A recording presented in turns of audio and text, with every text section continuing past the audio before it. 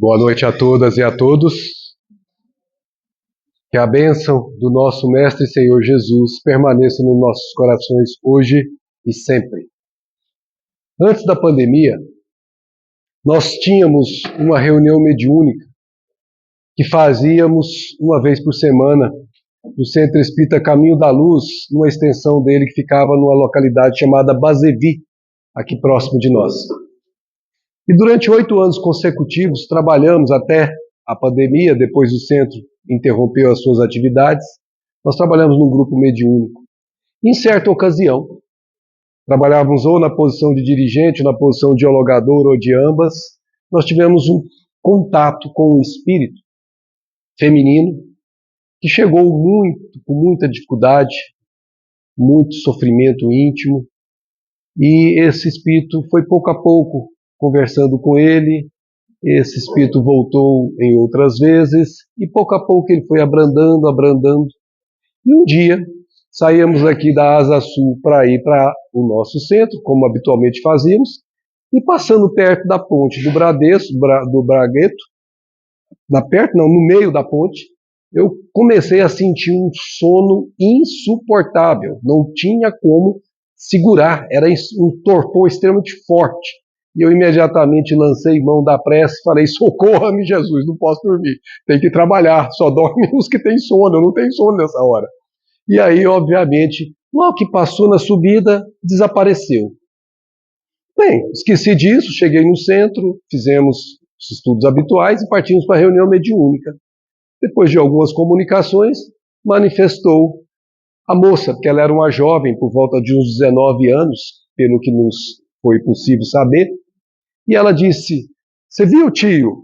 Por que ela me chamava de tio? Porque já era provavelmente a 9ª ou 10ª comunicação que nós fazíamos e sempre eu estava atendendo ela. Ela pedia que fosse eu que dialogasse com ela. Você viu, tio? Eu falei: viu o quê, minha filha? Que lago lindo! Lago lindo? Sim, tio, eu estava no carro com você a hora que nós passamos no lago.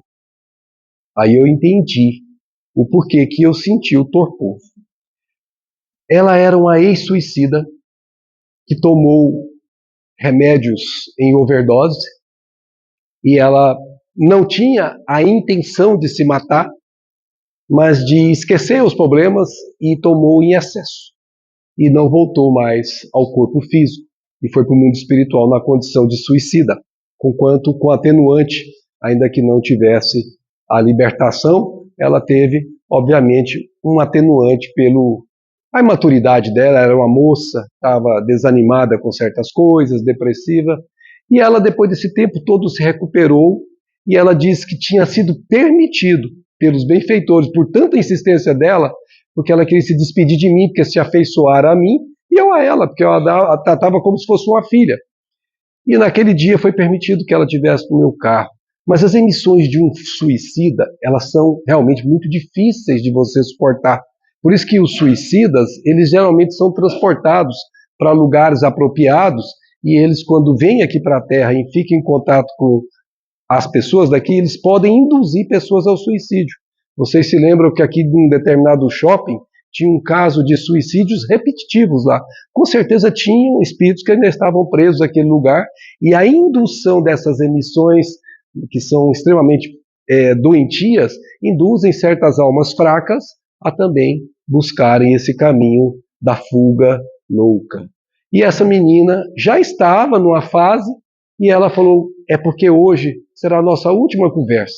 Eu queria me despedir de você, tio. Mas por que, filha, despedir? Porque eu vou reencarnar. E eu tinha pedido para reencarnar na sua casa como sua filha, mas sua esposa não pode mais gerar, né, meu? Ela já sabia até dessa história.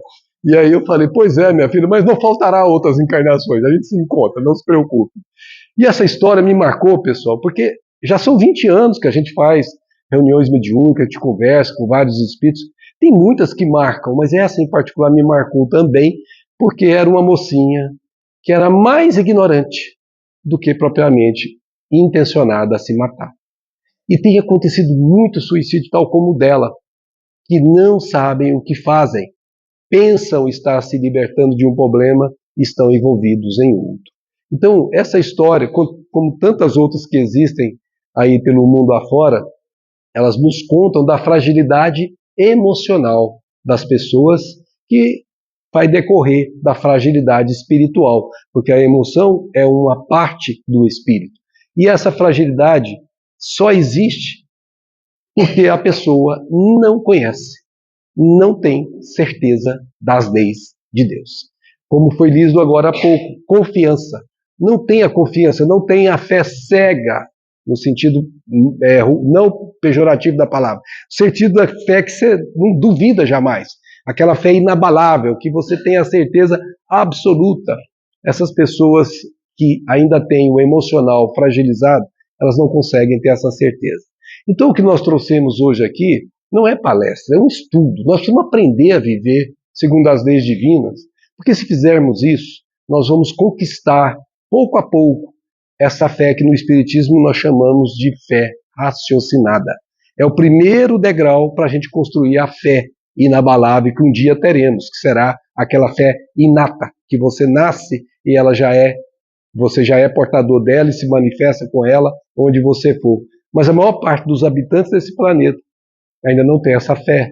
Então precisa primeiro conseguir o degrau. Eu preciso saber por que as coisas são como são. Eu preciso saber para saber obedecer às leis sem lutar contra elas. Eu preciso, enfim, saber viver. E o Espiritismo faz com que o Evangelho de Jesus torne-se compreensível. Compreensível. Daí porque nós não temos mais dúvidas com relação a certos momentos em que Jesus dizia certas coisas que pareciam incompreensíveis.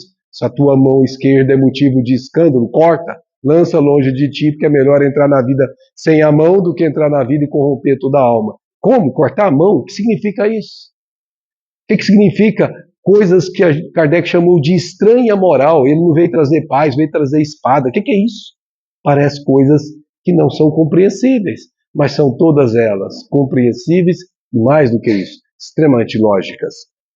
Então, para a gente tratar de um tema tão delicado, que é sair da vida, na vida física, pelo campo da fuga, que nós chamamos de autocídio, é um momento muito complicado para a pessoa que vai e para as pessoas que ficam, sobretudo os pais, sobretudo os cônjuges, os filhos, enfim, os envolvidos na trama que nós temos na encarnação presente. Antes da gente poder, então, falar do suicídio propriamente dito, nós precisamos falar daquilo que é o que leva o suicídio, que é a morte. Primeiro, se a gente começar a entender claramente o que é a morte, a gente já tem um passo enorme para ter a evitação do suicídio, porque nós saberemos o que significa o que nós estamos tentando fazer de maneira não natural, que acontecerá naturalmente.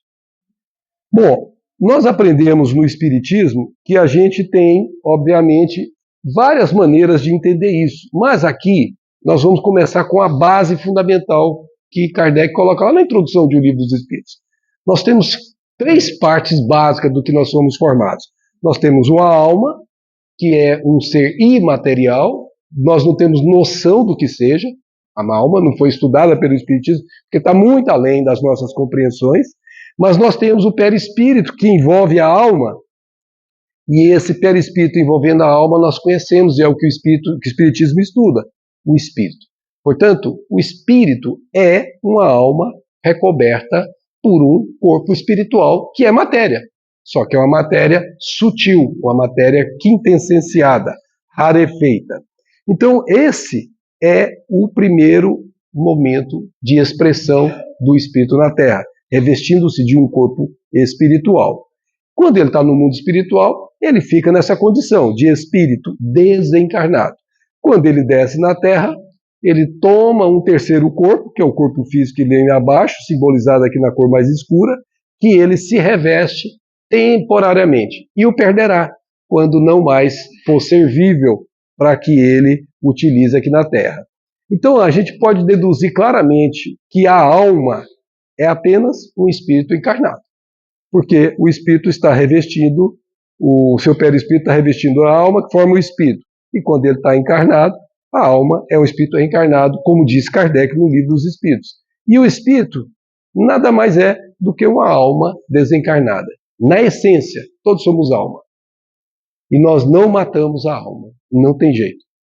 E a expressão da alma no mundo espiritual é o corpo espiritual, e nós não matamos o corpo espiritual.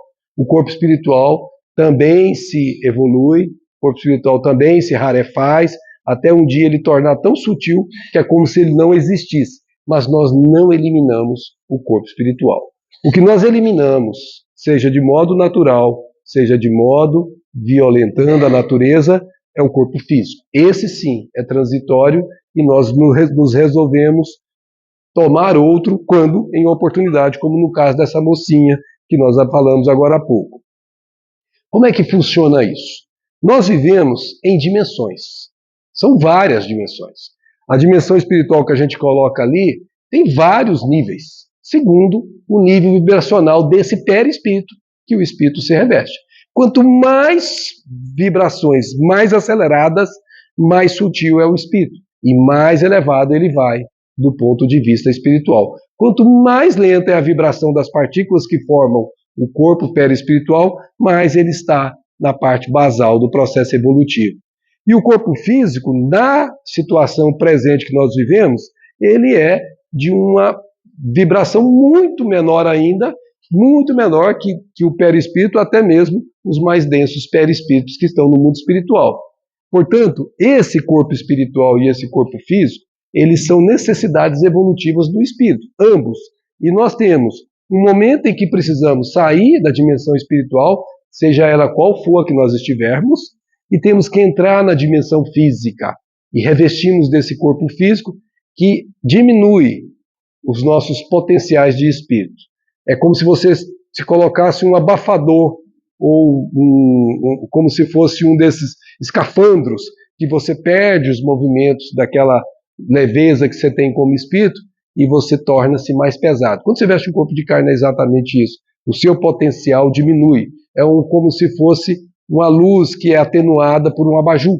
Você não tem todos os potenciais. Por exemplo, fora da dimensão física, espíritos do nível normal conseguem ver além do infravermelho e além do ultravioleta. Conseguem ouvir abaixo do ultrassom e além do infrassom. Por quê? Porque o potencial do espírito é muito maior. O corpo físico restringe isso. Então, quando você desce do mundo espiritual para o corpo físico, você perde muitas das possibilidades que você tem enquanto espírito livre. E isso é o momento inicial da prova. Você está no mundo de expiações e provas. Você, quando veste um corpo, você foi compelido a exercer essa prova. E a primeira dela é suportar esse corpo que nos oprime. Os espíritos chegam a dizer que o corpo físico é como se fosse uma prisão, que o espírito precisa dele se libertar, e é por isso que nós precisamos dormir, porque quando a gente dorme, o espírito desdobra-se, emancipa-se parcialmente e deixa essa gaiolazinha e vai ficar num estado semi-livre. Por que semi? Porque ainda está ligado pelo cordão fluídico, não está totalmente livre, mas se sente como se estivesse. E é uma bênção. Por isso que dormir é uma bênção. Você vai estar, pelo menos uma parte do seu tempo, no mundo espiritual, voltando para o lugar de onde você veio. E, obviamente, no mundo espiritual, o que você desejar. As suas escolhas vão te levar para o lugar onde você se afeiçoa. Se você gosta de lugares densos, você vai para lá. Se você gosta de lugares sutis, você vai para lá, de acordo com os seus desejos mais profundos. Então, o que a morte faz?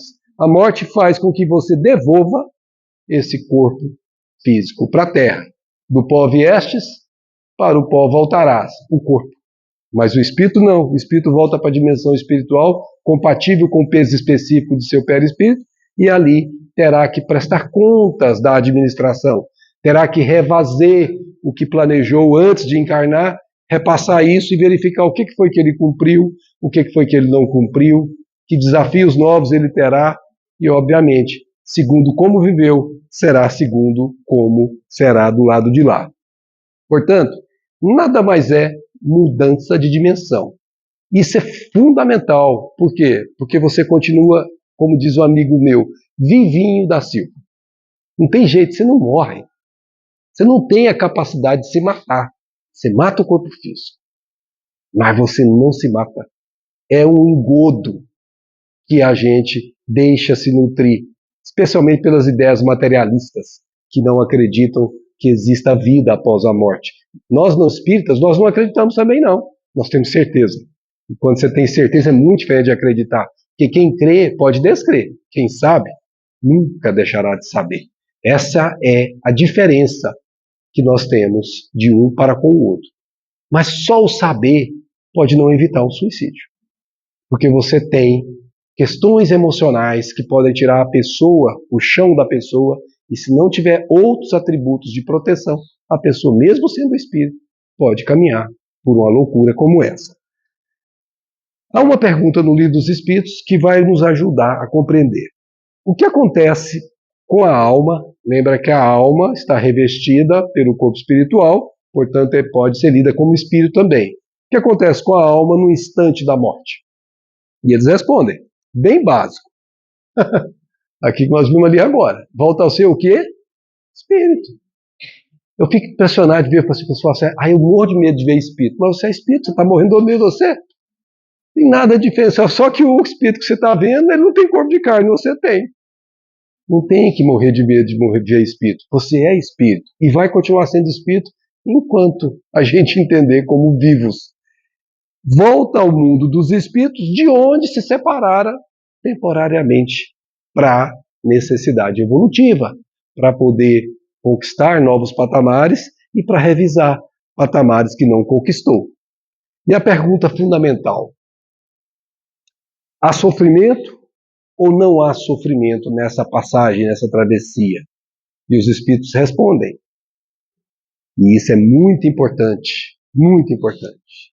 A alma sofre pela desagregação da matéria, é a primeira parte. Durante as convulsões da agonia, é a segunda parte. E depois, pelas angústias da perturbação. Então você sofre antes com a dor no quarto, né? Dor no joelho, dor não sei na onde. Eu já estou passando a passar por essas coisas, eu sei o que ele está falando ali. A matéria está desagregando, gente, é natural. O seu organismo, ele tem tempo de validade. Sabe aquelas datas de validade que vai o produto ser descartado? O nosso corpo vai do mesmo jeito. Chegou a data de validade, I'm so sorry. Você vai perder seu corpinho belo e bonitinho. Por quê? É a hora de você devolver para a Terra o que é da Terra. Você vai devolver cada átomo que você está utilizando, que você mente, que você, espírito, organiza para poder fazer essa maravilha que é o funcionamento de trilhões de células sob o comando do espírito. Daí você entende por que lá, muito tempo antes, já se dizia com os gregos, mente sã, corpo sã. Porque o corpo é resultado da verdade do que se passa na mente. Se a mente é equilibrada, o corpo será sempre equilibrado. Se a mente se desequilibrou, seja nesta encarnação ou em outra, esse desequilíbrio se projeta-se no corpo e você tem o que nós chamamos de problemas que ocorrem no corpo decorrente dos desequilíbrios espirituais. Agora, agonia, aquele momento da transição, que a gente chama de momento agônico, né? Esses dois primeiros, o primeiro, desagregação, tem médico na Terra, gente. Vamos usar o médico e vamos amenizando as dores no medida do possível. Mas o espiritismo não vai se preocupar com isso, não. A agonia vai ser tão sutil, você vai ver que não vale a pena preocupar. Mas nós vamos preocupar com o terceiro, que é o que você só sabe quando você está do lado de lá, desencarnado.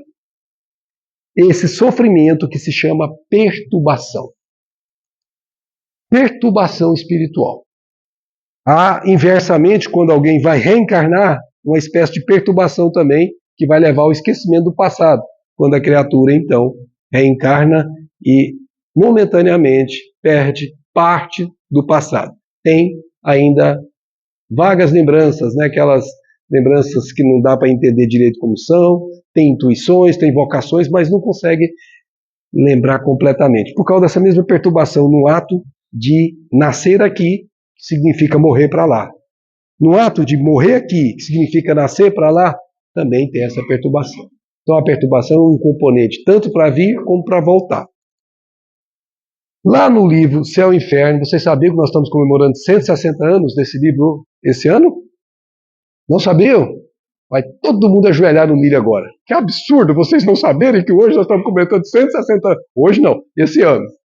Mas é brincadeira, gente. 160 anos dessa pérola que os espíritas leem pouco ainda, viu? Uma pena, porque é uma bagagem que você adquiriria ali impressionante.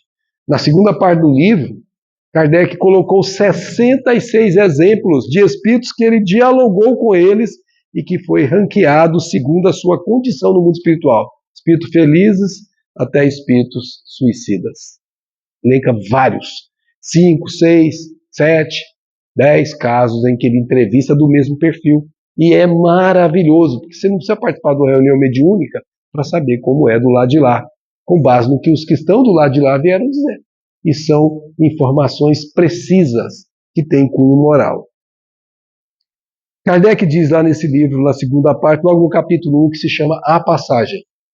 A perturbação pode ser considerada como um estado normal no instante da morte. A sua duração é indeterminada, varia de algumas horas a alguns anos. Vocês entenderam o que é perturbação? Eu vou contar para vocês o que aconteceu na República, quando a gente estudava. Você sabe que menino, na minha época, a gente morava fora da cidade e tinha que morar em República, né?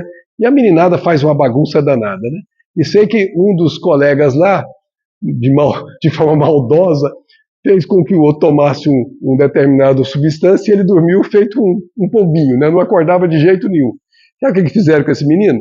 Pegaram a cama dele, tiraram do lugar onde ele está, levaram para um outro lugar completamente estranho e deixaram ele acordar lá. Quando ele acordou, ele olhou assim: onde é que eu estou? Eu morri? Eu não sabia onde estava. É mais ou menos o que acontece quando a gente morre. Essa perturbação, você fica meio tonto, você não sabe direito o que está acontecendo, você fica meio que perdido. E é essa hora que a gente precisa ter a tal da confiança em Deus e ir lá nessa hora fazer prece, que a perturbação também diminui. Mas isso depende do diminuir, do como você viveu aqui. Porque dependendo de como você viveu aqui, você pode ter alguns minutos, Kardec coloca horas, mas pode ser minutos, como pode ter anos. E esses anos podem até ter casos de décadas, em que a pessoa está perturbada do lado de lá. Quem participa de reunião mediúnica vai ter casos que já encontrou pessoas que estão no século passado e ainda se veem lá como se estivessem encarnados. Quase todos, disse André Luiz num livro maravilhoso que chama Obreiros da Vida Eterna, quase todos permanecem estonteados nos primeiros dias. Isso é o normal. Então aqui é o caso de um autor que se chama Irmão Jacó, pseudônimo de Frederico Figner, de um livro que se chama Voltei. É o primeiro livro que foi psicografado por um espírita que desencarnou. É o espírita contando como foi a morte dele depois que ele desencarnou. Primeiro. E foi pelas mãos do abençoado Chico Xavier que esse livro veio.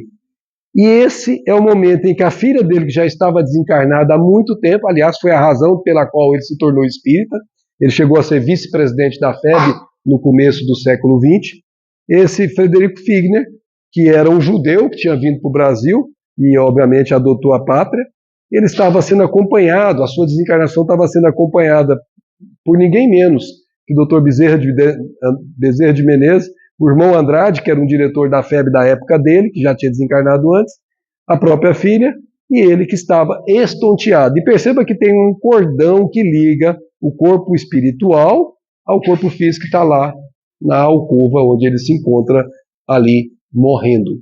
Então, nesse momento, ele é levado para a beira do mar para ajudar a recompor-se. E a pergunta fundamental: eu não queria passar por aquela experiência do colega que foi colocado num lugar que não sabia onde estava, não. É muito estranho. Por isso, nós temos que saber a resposta aqui, se nós estamos na linha dessa resposta. Qual a causa da maior ou menor facilidade de desligamento para poder você sair da perturbação? Olha a resposta. Estado moral da alma é a causa principal. Lembra que moral é a regra de bem proceder. O homem procede bem quando faz o bem pelo bem de todos. Questão 629 do Livro dos Espíritos. Então, se a gente tem uma moral elevada, é porque a gente fez o bem no limite das nossas forças. Nós não pensamos só em nós, pensamos também nos nossos companheiros de jornada. Quanto mais bem a criatura faz, maior é a moral dela. E ela passa segundos que nem são considerados mensuráveis no estado de perturbação. E aqui tem um problema. Essas pessoas que estão no estado elevado de moral, elas desencarnam. Definitivamente. Mas tem muitas pessoas cujo moral ainda não está em valores significativos, elas morrem, mas não desencarnam por um tempo significativo. Essa aqui é a imagem inclusive está no capítulo, coloquei até o capítulo, capítulo 2 a 5, você consegue extrair essa figura de lá. Esse caso aí, ele está assistindo o próprio féretro, mas o cordão fluídico não foi desatado ainda. Então aquele corpo físico ali não começou a liberar completamente o processo de desagregação celular. Para o legista da Terra, ele está morto, mas para o mundo espiritual ele não está desencarnado. Ele ainda está vinculado ao corpo. O corpo físico ainda está recebendo alguma nutrição do corpo espiritual. Porém, observem que o Dr. Bezerra já está aplicando passes na cabeça dele, do corpo físico, para fazer o que se chama desligamento. É o último centro de força que se desliga. É isso aí. E no caso dele, você percebe que tem espíritos desencarnados e espíritos encarnados assistindo o féretro. Então aqui tem a morte, porque ainda tem ligação de um corpo físico com um corpo espiritual. Agora aqui, depois de alguns minutos, vejam que ele já está leve, já está se movimentando, ele já não está em estado de perturbação. Ele é um espírito que tinha seus valores, conquanto não fosse um espírito superior, mas ele tinha méritos para poder dar essa condição para ele. Então ele assiste o próprio féretro sem nenhum problema, agradece ao corpo pela bênção que ele proporcionou nessa encarnação e já entra em colóquio com os irmãos de trabalho. Então aqui você tem desencarnação e morte. A pessoa se liberou do mundo espiritual. No livro Obreiros da Vida Eterna, tem um caso, André Luiz vai no enterro de Dimas, e tem um caso de uma mulher que estava ainda ligada ao corpo que estava já enterrado. E a mulher estava sentindo os processos de decomposição cadavérica transmitidos pelo cordão fluídico para as sensações que o espírito experimenta. E ela estava morta, mas não estava desencarnada e estava sofrendo. Aqui nós estamos vendo que não tem ligação nenhuma mais. Aí vem a pergunta fundamental, feitas essas bases importantes. Tem um homem direito de dispor da vida? Essa é a pergunta de número 944 do Livro dos Espíritos. Resposta, não. Não tem tergiversação, é não e não. Por quê? Porque só a Deus assiste a esse direito. Foi Deus que deu a vida e a Deus concede o direito de tirá-la. O suicídio voluntário, aquele que a pessoa sabe que está fazendo, importa numa transgressão dessa lei. Então, por isso que a gente chama de transfugar. No mundo espiritual, os espíritos que tomam a decisão de se suicidar, eles são, uma boa parte deles, internados para o seu próprio bem em institutos correcionais. No livro Memórias de um Suicida tem o nome de um instituto correcional, chama Instituto Correcional Servos de Maria, que quando a pessoa já tem condição, é transferida para lá, para poder começar o seu processo de redenção. Quais, em geral, com relação ao estado do espírito, as consequências do suicídio? Então, suicídio e suas consequências. Quais? A resposta: muito diversas são as consequências do suicídio. Há, porém, uma consequência a que o suicida não pode escapar. Qual é? Por que esse desapontamento? O que uma pessoa... Gente, vamos entender, a maior parte das pessoas que se matam não estão querendo se matar, elas estão querendo matar o problema que está afligindo elas, que elas não conseguem se libertar. Elas não tinham a intenção de se matar, elas querem acabar com o que está acabando com elas, que é o drama que ela está vivendo. E essa imagem que ela cria de que matando o corpo, ela mata o problema, é o que gera o desapontamento. Por quê? Porque ela vai se dar conta de que, além de não ter matado o problema, ela agravou o problema do lado de lá. Então, o conhecimento espírita, por mais que eu esteja sofrendo, ele já me dá condições de reunir forças dentro de mim para não buscar esse caminho. Busquemos outros caminhos, tem tantos, mas não busque esse caminho não, porque ele vai te gerar essa solução comum a todos. Se eu chamo de solução entre aspas, você vai se desapontar. Não vai resolver o problema que você, que pensa nesse suicídio, estava buscando resolver, matando o corpo. Porque o espírito continua vivendo e ele sai daqui exatamente com os mesmos problemas que ele tinha aqui, ele leva para lá. Não há mágica. Ninguém entra melhor do que é aqui. Ninguém entra pior do que é aqui. Você entra no mundo espiritual tal como você é. Alguns expiam, ou seja, cumprem uma prova compulsória, a falta imediatamente. Então, reencarna rápido. Quem leu o livro Sexo e Destino vai ver o caso de uma suicida indireta. A Marita, ela ficou translocada porque a irmã ficou com o amor da vida dela e ela saiu em fuga e o carro a atropela. Na verdade, o carro que a atropelou foi o causador, mas se ela não tivesse desequilibrado, ela não teria atravessado da frente do carro. Isso é chamado de suicídio indireto. Ela não tinha intenção de se matar, mas ela estava fugindo de si mesma. Isso permite com que ela possa reencarnar rápido. Tanto é que ela nem se deu conta que estava no mundo espiritual. Ela teve atenuante e foi providenciado a reencarnação dela na mesma família que o marido constituiu com a irmã que ela tinha. Ela iria ser filha do amor da vida dela. Sabe aquela filha que ama o pai de maneira que você não entende como? É esse amor anterior que está agora na condição de outro papel de pai e filha e não mais de homem e mulher. Mas em outras novas existências que pode demorar, sempre será pior do que aquela cujo curso interromperam. A pessoa sempre, quando reencarna, depois de um suicídio, ela sempre, por mais atenuante que tenha, ela traz alguma sequela, que vai se expressar no corpo por uma fragilidade. Lá no livro Entre a Terra e o Céu, de André Luiz, você vai ver o caso de Júlio, que tentou se suicidar tomando veneno. Quando nasceu como criança, era portador de doença da garganta e não podia pegar qualquer ventinho que ele imediatamente tinha a garganta inflamada. O mesmo vento que não causava mal para ninguém, no aparelho debilitado pela decisão do suicídio, para ele causava sofrimento. Então sempre tem a redenção, mas com o sofrimento tanto no mundo espiritual como depois no mundo físico, para poder regenerar, para poder colocar em equilíbrio aquilo que tinha desequilibrado.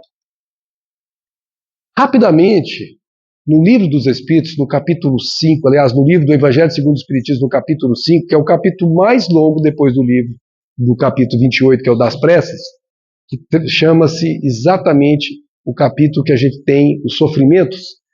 Esse tema é tratado lá no item 15. Diz o benfeitor: postos de lado os que se dão em estado de embriaguez e loucura, ou seja, os suicídios que se dão em estado de embriaguez e de loucura, então são dois casos em que a pessoa não sabe o que está fazendo, aos quais se pode chamar de inconscientes, conquanto no caso da embriaguez tem um antecedente, porque a pessoa decidiu tornar-se embriagada, então tem complicações também. É incontestável que tem um suicídio sempre por causa de um descontentamento. Alguma coisa não está do jeito que eu queria que estivesse. Algum descontentamento. Eu fui abandonado pelo meu companheiro ou minha companheira, eu tive uma derrocada financeira e eu não consigo viver socialmente agora nessa pobreza que a vida me colocou. Isso aconteceu, por exemplo, com Silveira no livro Memórias de um Suicida. Tem várias causas. Tem, por exemplo, processo de culpa. A pessoa fez alguma coisa que a culpa está corroendo e ela quer fugir da culpa. Tem várias causas. Tem problemas de ordem íntima, que a pessoa não consegue explicar o que está acontecendo e dá uma vontade de se matar. Às vezes é assessorado por espíritos malfeitores que querem também que essa pessoa se perca. Então, existem vários, mas todos eles têm a base no descontentamento. E aqui é o ponto fundamental que entra Jesus. Lembra que Jesus estava na cruz e um dos seus discípulos, o que ele fez? Se suicidou.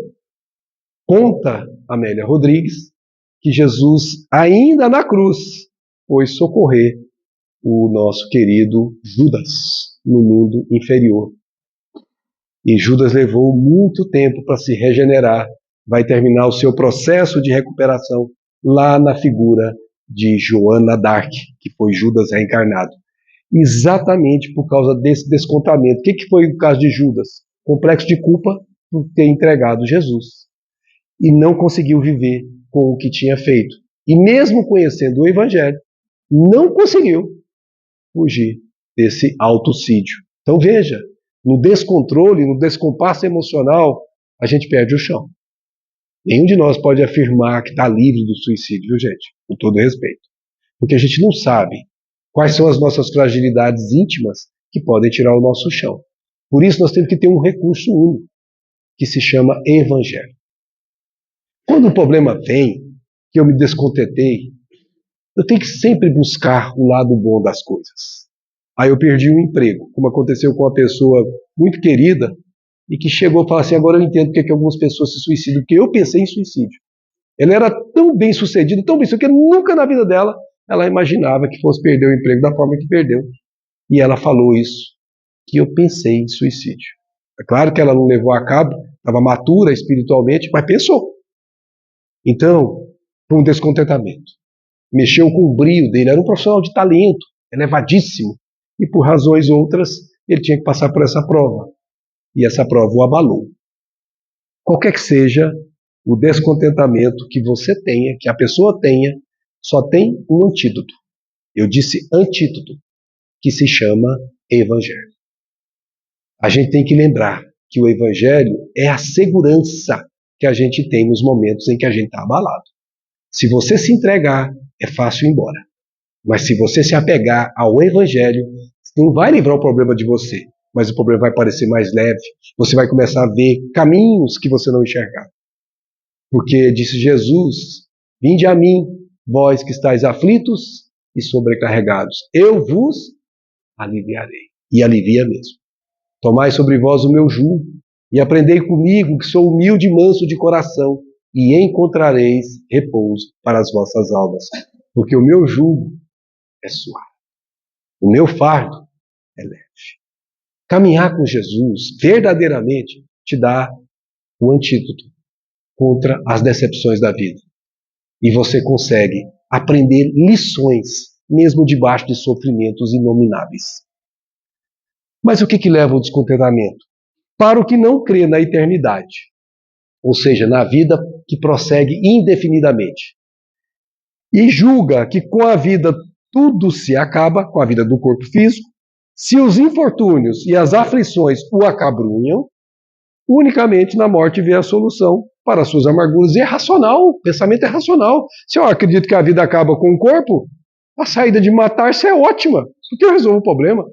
Mas é uma falácia, é uma ignorância acerca das coisas espirituais, que vai levar a pessoa a uma decepção maior ainda. Nada esperando, acha muito natural, muito lógico mesmo abreviar a vida pelo suicídio, para sair das misérias que se encontram, sejam misérias físicas, sejam misérias morais. A incredulidade, a simples dúvida no futuro, que todos nós estamos destinados a voltar para de onde viemos, as ideias materialistas, que são o verdadeiro corrompedor de almas. Numa palavra, são os maiores incitantes, indutores do suicídio. Ideias materialistas. Kardec diz assim, está lá na introdução do Livro dos Espíritos, que aliás a introdução do Livro dos Espíritos é um resumo da doutrina todinha inteira. Com efeito, o espiritualismo, ele não disse espiritismo, ele disse espiritualismo, é o oposto do materialismo. Quem quer que acredite haver em si alguma coisa mais do que matéria, é espiritualista.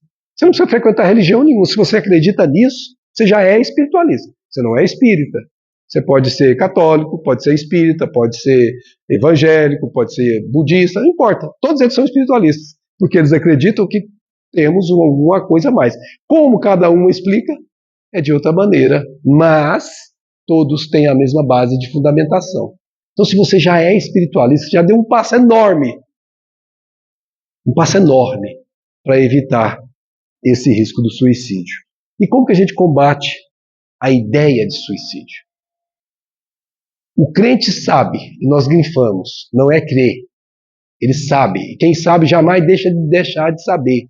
É o tesouro que a traça não corrói, que o ladrão não mina e nem rouba, que você leva com você quando desencarna e traz com você quando você encarna, na condição de predisposições, de vocações, de tendências, de reminiscências, que existe que a existência se prolonga indefinidamente para lá do túmulo. Daí, olha só a palavra, a paciência e a resignação que o afastam muito naturalmente de pensar no suicídio. Se ele tem essa base, essa certeza associada ao Evangelho, ele consegue se livrar. Se esse pensamento acorde na cabeça dele, ele consegue afastar. Ora, aquele que está certo de que só é desventurado por um dia, que é mais ou menos o que corresponde a uma encarnação, e que melhores serão os dias que hão de vir, enche-se facilmente de paciência. Aí você ouve uma frase extremamente preciosa para quem está sofrendo. Tudo passa.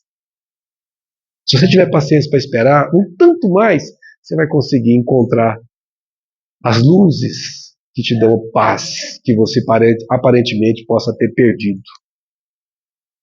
E para nós fecharmos, trouxe aqui um texto de Emmanuel para a gente refletir juntos aqui. Se alguém te ofendeu, desculpa. Todos esses valores, todos esses pontos que Emmanuel vai colocar aqui, pode levar você a suicídio. Se feriste alguém, reconsidera a própria atitude.